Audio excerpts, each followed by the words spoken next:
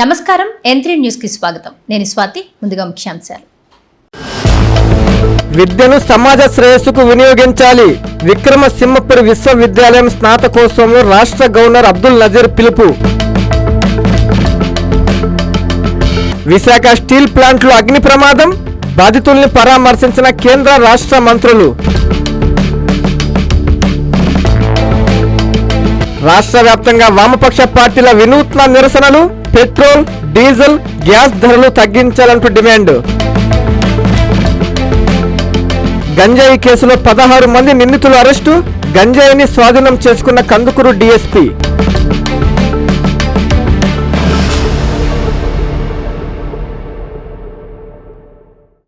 విక్రమసింహపురి విశ్వవిద్యాలయం స్నాతకోత్సవంలో రాష్ట్ర గవర్నర్, విశ్వవిద్యాలయాల ఛాన్సలర్ ఎస్ అబ్దుల్ నజీర్ పాల్గొన్నారు. విద్యార్థులు తమ విద్యను వ్యక్తిగత అభివృద్ధికే కాకుండా సమాజ శ్రేయస్సుకు వినియోగించాలని పిలుపునిచ్చారు గవర్నర్ అబ్దుల్ నజీర్. ప్రపంచాన్ని మార్చడానికి ఉపయోగించగల అత్యంత శక్తివంతమైన ఆయుధం విద్య అని నెల్సన్ మండేలా చెప్పిన సందేశాన్ని గుర్తు చేస్తూ విద్యార్థులు తమ విద్యను వ్యక్తిగత అభివృద్ధికే కాకుండా సమాజ శ్రేయస్సుకు వినియోగించాలని రాష్ట్ర గవర్నర్, విశ్వవిద్యాలయాల ఛాన్సలర్ ఎస్ అబ్దుల్ నజీర్ పిలుపునిచ్చారు.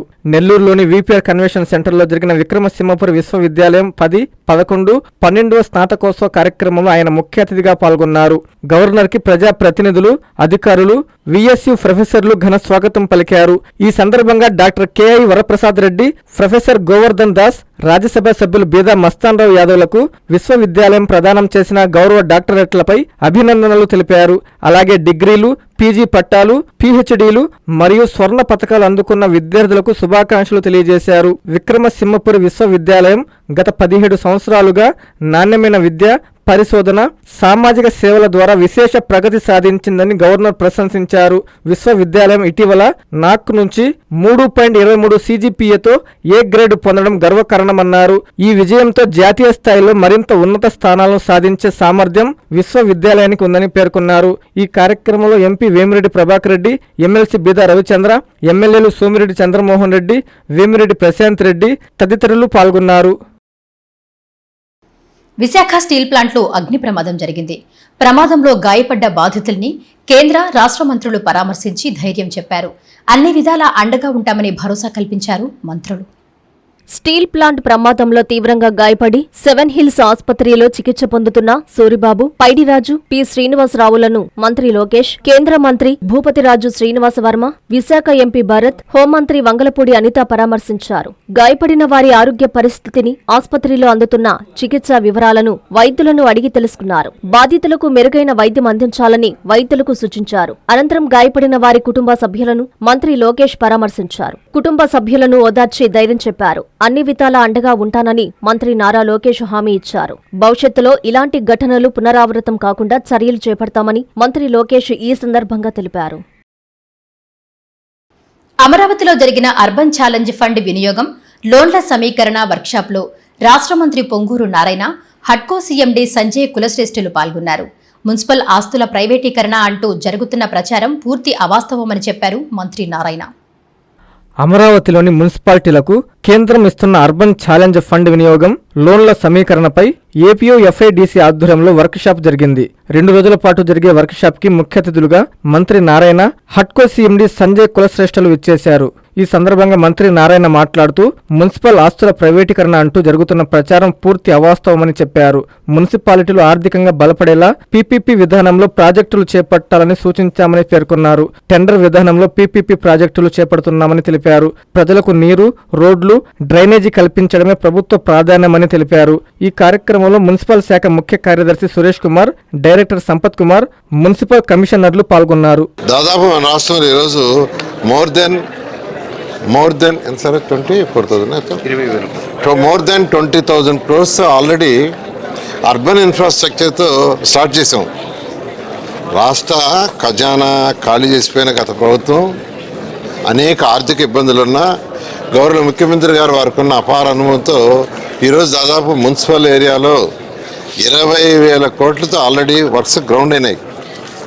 మరొక 14,400 కోట్లతో గ్రౌండ్ చేయడానికి సిద్ధమైన దాంట్లో 3,600 కోట్లు కేంద్ర ప్రభుత్వం గ్రాంట్గా ఇస్తుంది. మిగతా 10,800 కోట్లు ఎలా సమకూర్చాలనే దాని మీద మున్సిపల్ అధికారులు దాని మీద వర్కౌట్ చేశారు. దానికి ఈరోజు సపోర్ట్ చేయడానికి హట్కో చైర్మన్ వాళ్ళ స్టాఫ్ వచ్చారు. వాళ్ళు ఇవాళ రేపు 2 రోజులు వర్క్షాప్ పెట్టి ఈరోజు మున్సిపల్ కమిషనర్లందరికీ గైడ్ చేస్తున్నారు. ఆ గైడ్ చేస్తే దాని ద్వారా ఈ యొక్క 10,800 కోట్లు ఎలా సమకూర్చడం, దాని మీద ఏ విధంగా పోవటం అనేది ఆల్రెడీ మన రాష్ట్రానికి ఈ యూసీఎఫ్లో 2,200 కోట్లకు ఆల్రెడీ శాంక్షన్ అయినాయి. విశాఖపట్నంలోను విజయవాడలోను యాక్చువల్గా ప్రాజెక్టులు శాంక్షన్ చేశారు. మిగతా 12,000 కోట్లు కూడా డ్రా చేయడం కోసంగా, శాంక్షన్ చేయించుకోవడం కోసంగా ఈ వర్క్షాప్ జరుగుతుంది. పెంచిన డీజిల్, పెట్రోల్, గ్యాస్ ధరలకు వ్యతిరేకంగా వామపక్ష పార్టీల నాయకులు రాష్ట్ర వ్యాప్తంగా నిరసనలు చేపట్టారు. ఆటోలకు తాడులు కట్టిలాగుతూ వినూత్న నిరసనలు తెలియజేశారు. కేంద్ర రాష్ట్ర ప్రభుత్వాలపై వ్యతిరేకంగా నినాదాలు చేశారు. పెంచిన ధరలను వెంటనే తగ్గించాలని వారు డిమాండ్ చేశారు. రోజురోజుకు పెరుగుతున్న ఇంధన, నిత్యావసర వస్తువుల ధరలు సామాన్య మానవుడి నడ్డి విరుస్తున్నాయని సిఐటియు నెల్లూరు జిల్లా అధ్యక్షులు టీవీవీ ప్రసాద్ తీవ్ర ఆగ్రహం వ్యక్తం చేశారు. రాష్ట్ర కమిటీ పిలుపులో భాగంగా నెల్లూరు జిల్లా ఇందుకూరుపేట మండల కేంద్రంలో సిపిఎం పార్టీ, సిఐటియు ఆధ్వర్యంలో మంగళవారం వినూత్న నిరసన చేపట్టారు. ఇంధన ధరల పెంపునకు నిరసనగా ఆటో కార్మికులు రోడ్డుపైకి వచ్చి ఆటోను తాడుతో లాగుతూ తమ నిరసనను తెలియజేశారు. ఈ కార్యక్రమానికి ముఖ్య అతిథిగా హాజరైన సిఐటియు జిల్లా అధ్యక్షులు టీవీవీ ప్రసాద్ మాట్లాడుతూ కేంద్రంలోని ప్రభుత్వం అమెరికా విధానాలకు దాసోహమవడమే కాకుండా కార్పొరేటు ఆయిల్ కంపెనీలకు తలొగ్గిందని విమర్శించారు. ఈ కార్యక్రమంలో సిపిఎం మండల కార్యదర్శి మైపాటి కోటేశ్వరరావు, సిఐటియు మండల అధ్యక్షులు ఎస్కే చాన్బాషా, మనోహర్, వాసు వెంకయ్య, సిఐటియు నాయకులు, ఆటో కార్మికులు తదితరులు పాల్గొన్నారు. పెంచిన పెట్రోల్, డీజిల్, గ్యాస్ ధరలు వెంటనే తగ్గించాలని నంద్యాల జిల్లా డోన్ పట్టణంలో డివైఎఫ్ఐ ఆధ్వర్యంలో నిరసన కార్యక్రమం నిర్వహించారు. పట్టణంలోని గాంధీ విగ్రహం ముందు డివైఎఫ్ఐ మండల కార్యదర్శి నక్కి హరి గుండు గీయించుకుని నిరసన తెలిపారు. ఈ సందర్భంగా సిపిఎం పట్టణ కార్యదర్శి నక్కి శ్రీకాంత్ మాట్లాడుతూ కృష్ణా, గోదావరి బేసిన్ చమురు, గ్యాస్ లో 50% ఆంధ్రప్రదేశ్ కు కేటాయించాలన్నారు. నిత్యావసర వస్తువుల ధరలను నియంత్రించి ప్రజలపై ఆర్థిక భారం తగ్గించాలని, రైతులు, కార్మికులు, మధ్యతరగతి ప్రజలకు ఉపశమనం కల్పించాలన్నారు. కేంద్ర రాష్ట్ర ప్రభుత్వాల ప్రజా వ్యతిరేక విధానాలు రద్దు చేయాలని అన్నారు. ధరల పెరుగుదలపై ప్రభుత్వాలు సమాధానం చెప్పాలని, ప్రజా సమస్యలు పరిష్కరించాలని సిపిఎం పట్టణ కార్యదర్శి నక్కి శ్రీకాంత్ డిమాండ్ చేశారు. ఈ కార్యక్రమంలో పార్టీ నాయకులు, కార్యకర్తలు, రైతులు, మహిళలు, యువజనులు, ప్రజా సంఘాల నాయకులు పెద్ద సంఖ్యలో పాల్గొని ప్రభుత్వాల ప్రజా వ్యతిరేక విధానాలను వ్యతిరేకంగా నిరసన తెలిపారు. ప్రజా సమస్యలపై ప్రభుత్వం స్పందించే వరకు పోరాటాలు కొనసాగుతాయని నాయకులు స్పష్టం చేశారు.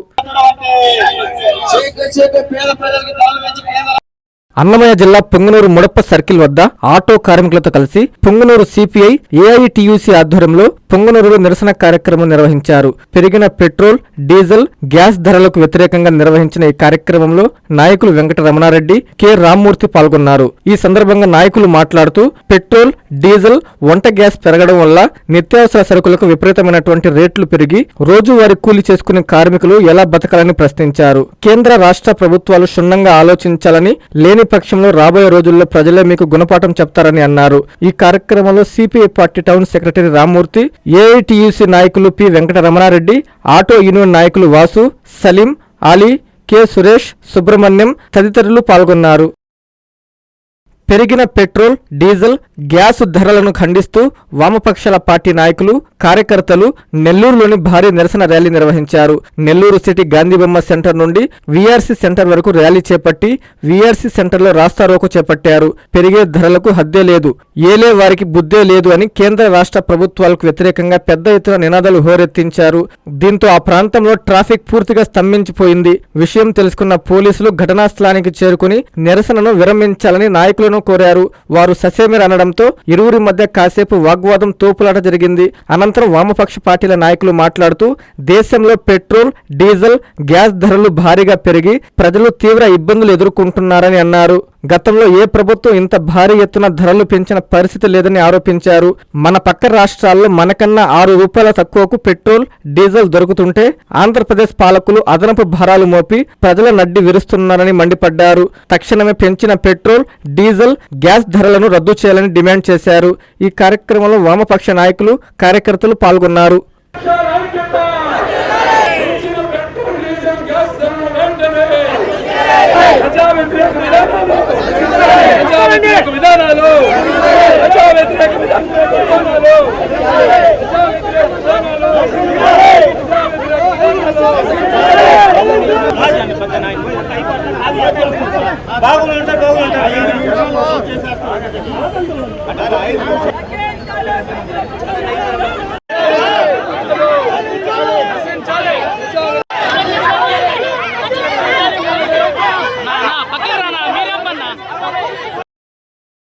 నెల్లూరు జిల్లా మర్రిపాడు మండల కేంద్రంలోని బస్టాండ్ సెంటర్ వద్ద నెల్లూరు ముంబై జాతీయ రహదారిపై సిపిఎం సిపిఐ పార్టీ నాయకులు కేంద్ర ప్రభుత్వానికి వ్యతిరేకంగా నిరసన చేపట్టారు.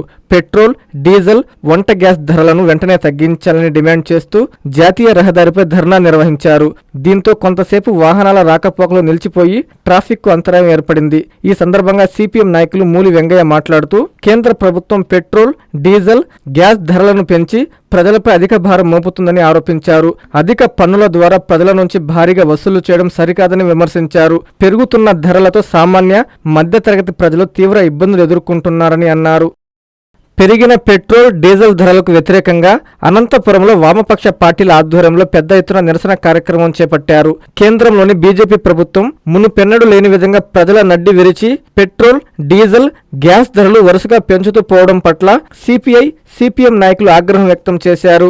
అనంతపురం నగరంలోని క్లాక్ టవర్ వద్ద సిపిఐ, సిపిఎం పార్టీ ఆధ్వర్యంలో వామపక్ష పార్టీలన్నీ సంయుక్తంగా పెరిగిన డీజిల్, గ్యాస్ ధరలకు వ్యతిరేకంగా నినాదాలు చేస్తూ నిరసన తెలిపారు. వామపక్ష పార్టీల నిరసనలతో సుభాష్ రోడ్లోని టవర్ క్లాక్ పరిసరాలు ఎర్ర జెండాలతో రెపరెపలాడాయి. కేంద్రం, రాష్ట్రంలోని కూటమి ప్రభుత్వం ప్రజా సంక్షేమం గాలికొదిలేసి బూటకపు హామీలతో ప్రజలను నడ్డి విరిచే చర్యలకు పాల్పడుతున్నారని వామపక్ష పార్టీ నాయకులు ధ్వజమెత్తారు. ప్రజా ఉద్యమాలు వర్ధిల్లాలి, తగ్గించాలి నిత్యావసర సరుకులు, ప్రజా ఉద్యమాలు వర్ధిల్లాలి. కావలి తెలుగుదేశం పార్టీ నేతలను వైఎస్ఆర్ కాంగ్రెస్ పార్టీ నాయకులు హెచ్చరించారు. స్థాయి మరచి తమ నాయకుడు రామిరెడ్డి గురించి మాట్లాడితే తాట తీస్తామని ఘాటు వ్యాఖ్యలు చేశారు. అధికారంలో మీరే ఉన్నారని, అభివృద్ధి ఎంత జరిగిందో తెలుసుకోవాలని హితవు పలికారు వైసీపీ నేతలు.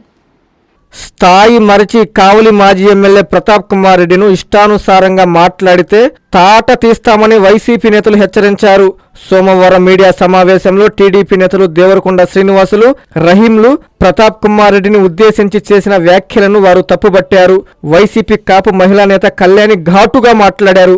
దేవరకొండ శ్రీనివాసులు కాపు నేతగా రంగా విగ్రహం అడ్డుపెట్టుకుని చలామణి అవుతున్నట్లు ఆరోపించారు. మాజీ ఎమ్మెల్యేను అనుచితంగా మాట్లాడతావా అంటూ ఆమె ఫైర్ అయ్యారు. వైసీపీ పట్టణ ప్రధాన కార్యదర్శి నాయబ్ రసూల్ మాట్లాడుతూ టీడీపీ నేత రహీం తన వేషధారణకు మాట్లాడుతున్న మాటలకు సూట్ కాలేదన్నారు. ఎమ్మెల్యే కావ్య కృష్ణారెడ్డి ఎన్నికల ముందు ముస్లింలకు ఇచ్చిన ఒక్క హామీనైనా నెరవేర్చారా అని ప్రశ్నించారు. వైసీపీలో అభివృద్ధి జరగలేదని అంటున్నారని, అధికారంలో మీరే ఉన్నారని, అభివృద్ధి ఎంత జరిగిందో తెలుసుకోవాలని హితవు పలికారు. ఈ కార్యక్రమంలో శేషయ్య, ఉప్పాల మహేష్లు మాట్లాడారు. ఒకడు మాట్లాడాడు బఫును, మా ఎమ్మెల్యే గారిని బఫున్ అని మాట్లాడాడు. నువ్వు ఎక్కడి నుంచి ఎక్కడికి వెళ్ళావో ఒకసారి ఆలోచించాలి. అధికార పార్టీలో ఉండి నువ్వు సంపాదించుకొని ఇక్కడ పదవులు అనుభవించి ఎలక్షన్ ఉందనగా 1 నెల 20 రోజుల ముందు నువ్వు పార్టీలోకి వచ్చావు. పార్టీలోకి వచ్చి రంగా గారి విగ్రహము, రంగా గారి పేరు చెప్పుకొని కాపుల్ని మోసం చేసి నువ్వు పార్టీలోకి వచ్చి ఈ రోజు నువ్వు ఒక్కడివే అనుభవిస్తున్నావు. మిగతా కాపులు ఏరి, మా వాళ్ళందరూ ఏరి. మీరు మీ కాపు ఆడపడుచుకి అన్యాయం జరిగితే నువ్వు మాట్లాడావా? మీ ఎమ్మెల్యే గారిని ప్రశ్నించావా? మాజీ ఎమ్మెల్యే గారు 10 సంవత్సరాలు ఎమ్మెల్యేగా ఉన్నారు అంటే ఆయన మంచితనము, ఆ గొప్పతనము మేము లైవ్ లో తెలుసుకున్నాము. ప్రజలందరూ మాతో పాటు మోసపోయారు. ఈ రోజు అందరూ తెలుసుకున్నారు. ప్రతి బఫూన్ గిఫూన్ అని మాట్లాడుతున్నావు. తాట తీస్తామేమనుకుంటున్నావో నువ్వు? కాపుల్ని అడ్డం పెట్టుకొని రంగా గారి విగ్రహం అని చెప్పుకొని నువ్వు అధికారంలో చలామణి అవుతున్నావు. ఈ రోజు అధికారంకి వచ్చి ఎన్ని నెలలు అవుతుంది? ఈ రోజు నువ్వేమైనా పార్టీ కోసం ఏమైనా చేసావా? ఎక్కడైనా కనిపించావా? ఏమైనా కార్యక్రమాలు చేసావా? మా కాపుల కోసం ఏమైనా చేసావా? ఏం చేసావు నువ్వు? ఏం చేయకుండా అక్కడ కూర్చొని కిండలుగా, ఎగస్టాలుగా మాట్లాడుతున్నావు. నువ్వు మాట్లాడితే ఇక్కడ ఎవరు భయపడిపోరు. చిన్న వయసులో పట్టణ టీడీపీ మైనార్టీ అధ్యక్షుడిగా ఒక వ్యక్తి నియమింపబడ్డాడు. సహనం కోల్పోతూ ఆ భాష పిచ్చి కుక్కల భాష అంటున్నాడు, నాలుకలు కోస్తానంటున్నాడు. ఆ గెటప్ కి, ఆ సెటప్ కి, ఆ డైలాగులకి సంబంధమే లేదు. ముస్లిం సమాజం ఇటువంటి వాటిని హర్షించదు. ప్రతాప్ రెడ్డి గారిని నూరా అని ఛాలెంజ్ చేసే స్థాయి అనేది 20 సంవత్సరాలు రాజకీయంలో ఉండి 10 సంవత్సరాలు ఎమ్మెల్యేగా చేసి ఈ రోజు ప్రతిపక్ష నేతగా కావలి ఇన్ఛార్జిగా ఉంటే నువ్వెక్కడా, నీ స్థాయి ఎక్కడా? ఆయన్ని నువ్వు చర్చకి బ్రిడ్జి సెంటర్ పిలిచే స్థాయి అనేది లేదంటే ప్రతిపక్ష పార్టీ ప్రజలు ఇచ్చిన స్థానాన్ని మేము విమర్శిస్తూనే ఉంటాం. విమర్శించకుండా ఎలా గమ్ముకుంటాం? ప్రజలు మేలు జరగాల, మీరు చేయాలా, చేయని మేము అడగాల. లేకుండా మీరు అదిస్తే ఖబర్దార్, మేము 4 కోస్తాం. ఇది కరెక్ట్ పద్ధతి కాదు. అది గంజాయి అక్రమ రవాణా కేసులో 16 మంది ముద్దాయిలను కందుకూరు పోలీసులు అరెస్టు చేశారు. నిందితుల వద్ద నుంచి 2 కేజీల 873 గ్రాముల గంజాయిని స్వాధీనం చేసుకున్నట్లు డీఎస్పీ బాలసుబ్రహ్మణ్యం తెలిపారు. గాంజా విక్రయించినా, సేవించినా కఠిన చర్యలు తప్పవని హెచ్చరించారు డీఎస్పీ. ప్రకాశం జిల్లా కందుకూరు పట్టణంలో సబ్ డివిజన్ పోలీస్ కార్యాలయంలో డీఎస్పీ బాలసుబ్రహ్మణ్యం ఆధ్వర్యంలో మీడియా సమావేశం నిర్వహించారు. డీఎస్పీ బాలసుబ్రహ్మణ్యం మాట్లాడుతూ పట్టణంలోని ఆనందపురం రోడ్లో డంపింగ్ యార్డ్ వద్ద గంజాయి సేవిస్తున్న 13 మందిని అరెస్టు చేసి 400 గ్రాములు స్వాధీనపరుచుకున్నామని, సరఫరా చేసే వారిని 2 అరెస్టు చేశామని, వారి వద్ద నుంచి 2 కేజీల 473 గ్రాముల గంజాయిని స్వాధీనం చేసుకున్నామని తెలిపారు. గంజాయి లేదా ఇతర మత్తు పదార్థాలను రవాణా చేసినా, విక్రయించినా చట్టపరమైన చర్యలు తీసుకుంటామని హెచ్చరించారు. ఈ కేసును ఛేదించడంలో ప్రతిభ కనబరిచిన పోలీసు అధికారులను, సిబ్బందిని ప్రకాశం జిల్లా ఎస్పీ వి హర్షవర్ధన్ రాజు అభినందించారు. సమావేశంలో CI Anwar Basha, town SI Puli Sivanagaraju, rural SI Balakrishna, Olopadu SI Subbarao సిబ్బంది పాల్గొన్నారు. నిన్న మన ఈ సంబంధించినటువంటి మొత్తం 15 మందిని అరెస్ట్ చేయడం జరిగింది. 15 మందిని వీళ్ళని మనకి ఆనందపురం రోడ్లో ఉన్నటువంటి డంపింగ్ యార్డ్ దగ్గర ఈ గంజా తాగుతున్నటువంటి 14 మందిని అరెస్ట్ చేయడం జరిగింది. వారి దగ్గర మొత్తం 473 గ్రాములు గంజాయిని సీజ్ చేయడం జరిగింది. అలాగే వారి యొక్క ఇన్ఫర్మేషన్ మీద ఎవరైతే అమ్ముతున్నారో దీని సంబంధించి వారి దగ్గర ఇద్దరిని మరలా అరెస్ట్ చేసి వారి వద్ద 2 కేజీల 400 గ్రాములు వాళ్ళ దగ్గర సీజ్ చేయడం జరిగింది. ఒక్కొక్కరి దగ్గర కేజీ 200 గ్రాములు చొప్పున 2 కేజీల 400 గ్రాములు గంజాని సీజ్ చేయడం జరిగింది. మొత్తం టోటల్ వీళ్ళ దగ్గర 15 మందిని అరెస్ట్ చేసి 2 కేజీల 873 గ్రాములని గంజాని సీజ్ చేయడం జరిగింది. అలాగే దీనికి సంబంధించి ఈ 2 వ్యక్తులు ఎవరైతే ఉన్నారో ఈ అష్రఫ్ అలాగే బలరాం, వీళ్ళకి సంబంధించి ఇన్ఫర్మేషన్ అనేది కలెక్ట్ చేయడం జరిగింది. వీళ్ళు వేరే వాళ్ళ దగ్గర నుంచి ఇక్కడికి తీసుకొచ్చేసి వీళ్ళ ద్వారా టౌన్లోను అలాగే చుట్టుపక్కల ఎవరైతే తాగుతూ ఉంటారో వాళ్ళకి సప్లై చేయటం చేస్తూ ఉన్నారు.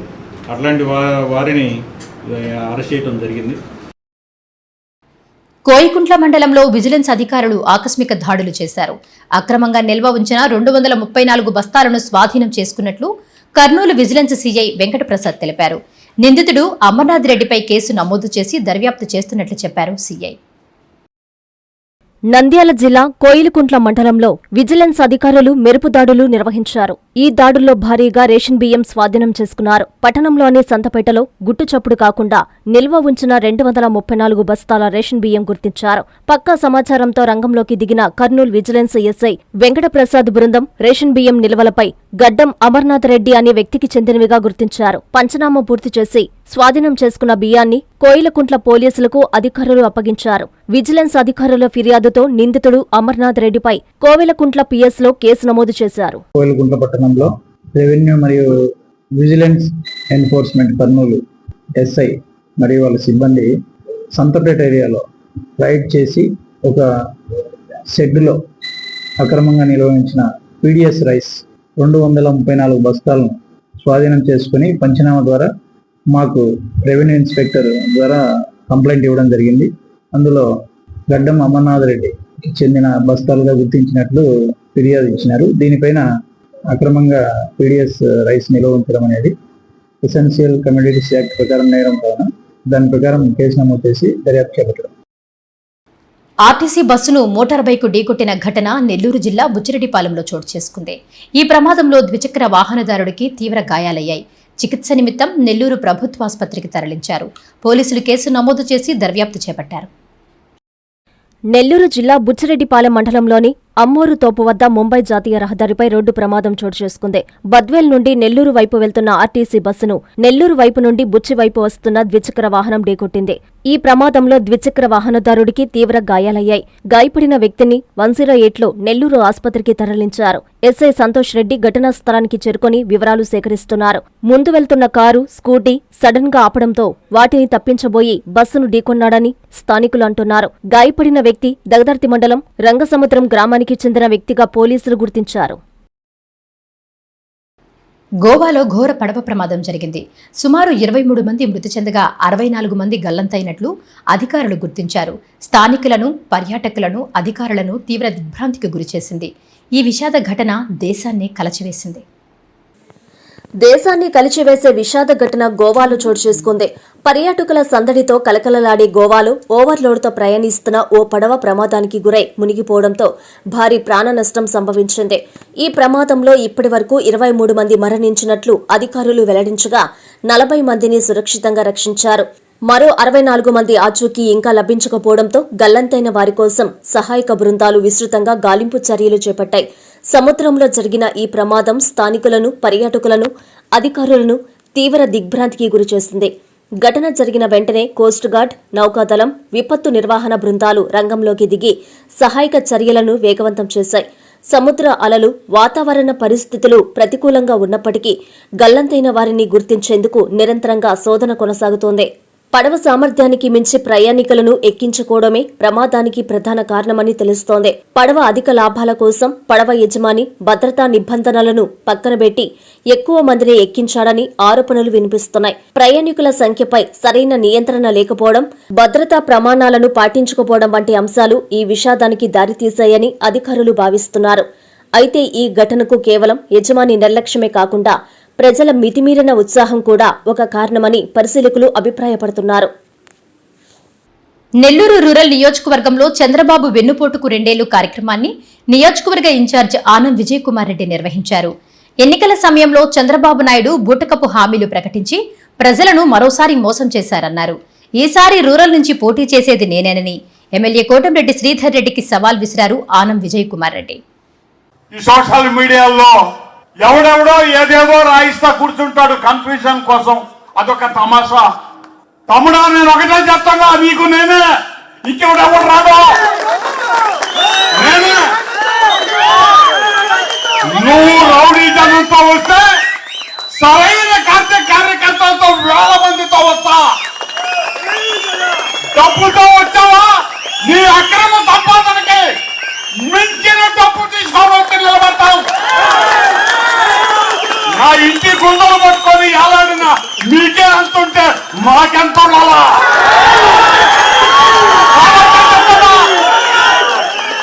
ఎవరైనా సరే, ఎక్కడైనా సరే, ఎప్పుడైనా సరే వైఎస్ఆర్ కాంగ్రెస్ పార్టీ తొడగొట్టి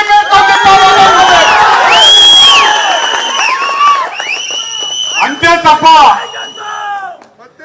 ఫోన్లు చేస్తా బెదిరింపులు, ఎవరెవరినో ఇళ్లలో ఆడవాళ్ళ దగ్గర పంపించి వాళ్ళని బెదిరించే పనులు మేము చెయ్యున్నాయినా. ఆ సమయం వస్తే ఒకటే తప్ప తిరిగి చూడాలి.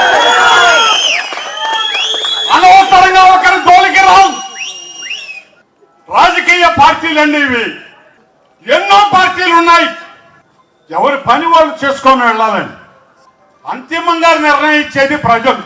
ఆ కార్యక్రమాల్లో భాగంగానే మన నాయకుడు ఏదన్నా చెప్తే ప్రజాహితం కోసం ఆ ప్రజల కార్యక్రమాలు మనం ఏదైనా ప్రభుత్వ దృష్టికి తీసుకురావాలంటే ధర్నాలో లేకపోతే వినతి పత్రాలతో పోతామే తప్ప ఏ రోజు కూడా రౌడీతనంతోనో ఇంకొకరిని బెదిరిస్తానో పోవండి. మనమే కాదు, ఏ పార్టీ కూడా పోవడానికి లేదు. ఒక ఊర్లోకి వస్తా ఉంటే ఆ ఊర్లో ఇంకొకడు ఎవరు ఉండడానికి లా, వైసీపీ వాళ్ళ ప్రోగ్రాం ఉంటే ఎవరు కలవడానికి లా. ఏ రోజు ఎవరు చెప్పి ఎరగరండి.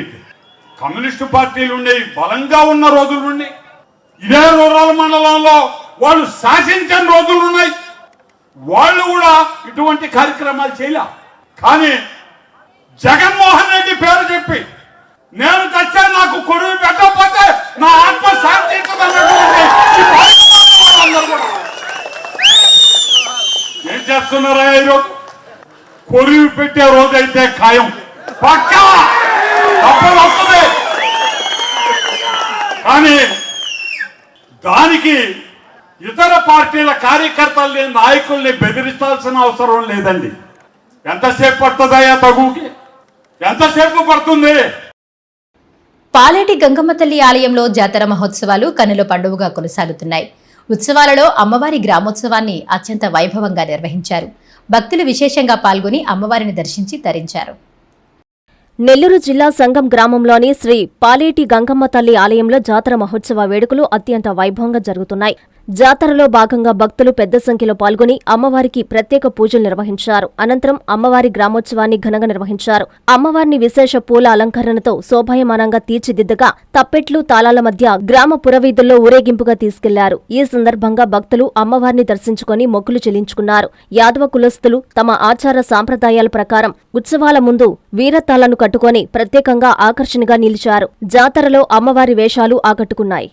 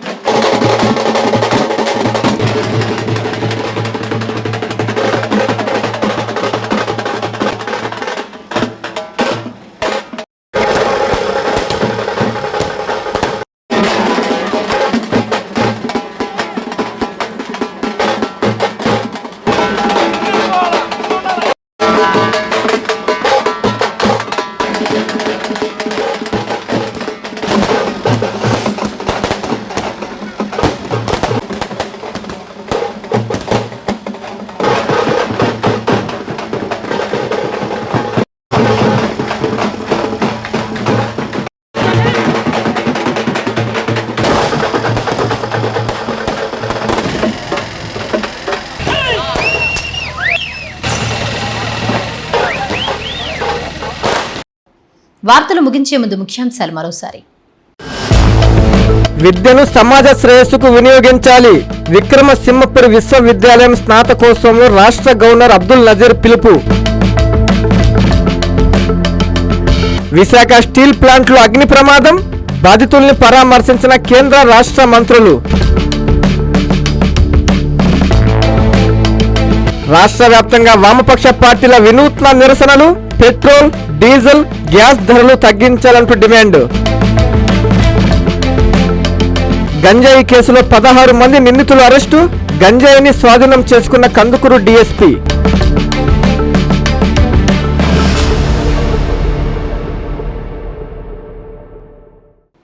ఈ వార్తలు ఇంతటితో సమాప్తం. నమస్కారం.